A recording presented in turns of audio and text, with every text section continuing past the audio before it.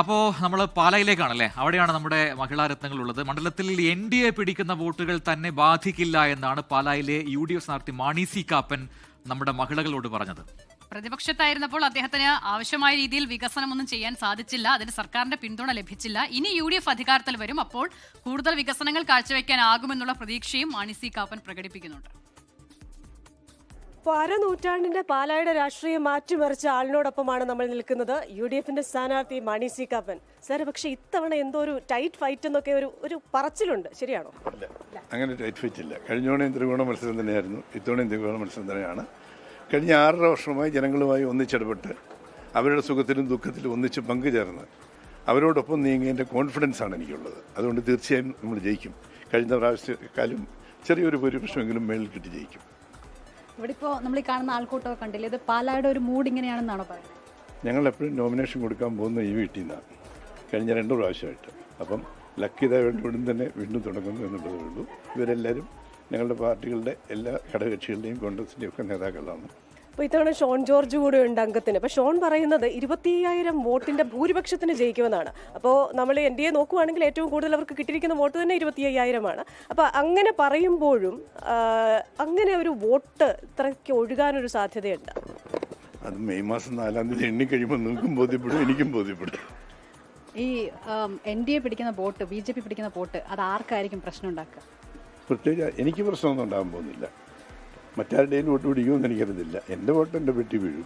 സിനിമയിലായിരുന്നല്ലോ, അപ്പോൾ ഈ ടൂറിസം വികസനവുമായി ബന്ധപ്പെട്ട് കുറേ കാര്യങ്ങൾ വന്നു. ഇപ്പോൾ സിനിമാക്കാർക്ക് വേണ്ടിയിട്ട് ഇപ്പോൾ ചില മണ്ഡലത്തിലൊക്കെ നമ്മൾ ചെല്ലുമ്പോൾ പറയും 50 വർഷം മുമ്പുള്ള സെറ്റ് ഇടേണ്ട ആവശ്യമില്ല, അതേപോലെ തന്നെയാണ് മണ്ഡലം എന്ന്. അപ്പോൾ ഈ സിനിമക്കാർക്ക് വേണ്ടിയിട്ടും ടൂറിസം വികസനത്തിന് വേണ്ടിയിട്ടും മണ്ഡലത്തിന് വേണ്ടിയിട്ട് ഇനി പുതിയതായിട്ട് എന്തൊക്കെയാണ് ചെയ്യാൻ ഉദ്ദേശിക്കുന്നത്? തീർച്ചയായും ഞാൻ പറഞ്ഞത് ടൂറിസം തന്നെയാണ് ഇവിടുത്തെ ഏറ്റവും വലിയൊരു വരുമാന മാർഗമായി പോകുന്നത്.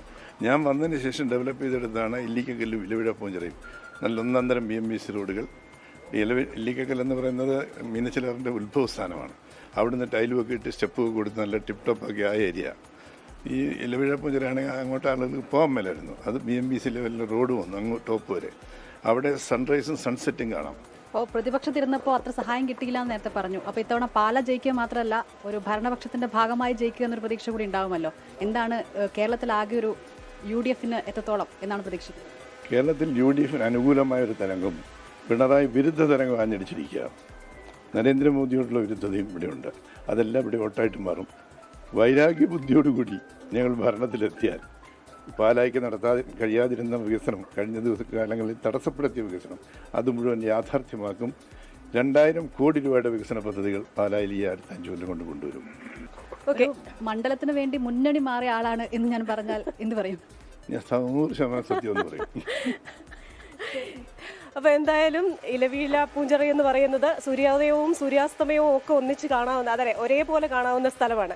അപ്പോൾ ആ സ്ഥലം ഉൾപ്പെടെ നിൽക്കുന്ന ഈ പാലായുടെ കുടിയേറ്റക്കാരുടെയും കർഷകരുടെയും അതേപോലെ തന്നെ ചെറുകിട വ്യവസായികളുടെയും ഒക്കെ ശബ്ദമാകാൻ അങ്ങേക്ക് സാധിക്കട്ടെ. അപ്പോൾ നിയമസഭയിൽ വീണ്ടും അങ്ങയുടെ ശബ്ദം മുഴങ്ങട്ടെ. All the best. നോമിനേഷൻ കൊടുക്കാൻ പോലെ ഓൾ ദി ബെസ്റ്റ്.